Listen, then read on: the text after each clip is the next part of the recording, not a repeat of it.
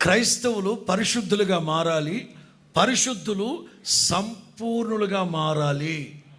అనేక మంది క్రైస్తవ కుటుంబంలో పుట్టాం, క్రైస్తవ ఆచారాలు మాకు తెలుసు, వీళ్ళు పరలోకానికి వెళ్ళరు.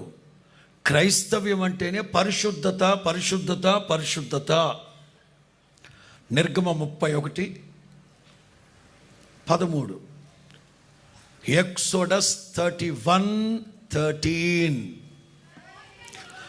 మిమ్మును పరిశుద్ధపరచు యెహోవాను నేనే అని తెలుసుకొనున్నట్లు అది మీ తరతరములకు నాకును మీకును. తల్లిదండ్రులు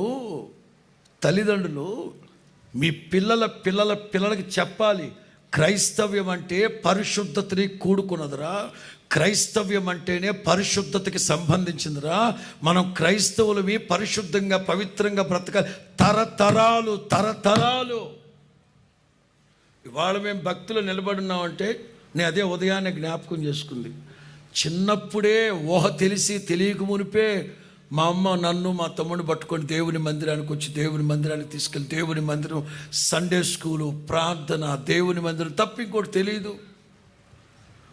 మా పాస్టర్ గారి బట్టలు ఉతికేసి, పాస్టర్ గారు బ్రదర్ గారు బట్టలు ఉతికేసి సమ్మర్లో సిస్టర్స్ ఉండేవాడు. ఆ సిస్టర్ని గూడు రిక్షాలు ఎక్కించుకొని 2 సిస్టర్స్ని నెల్లూరు అంతా తిప్పేవాడిని విజిటింగ్కి చిన్నప్పుడు. నేను ఇంటర్ చదువుతూ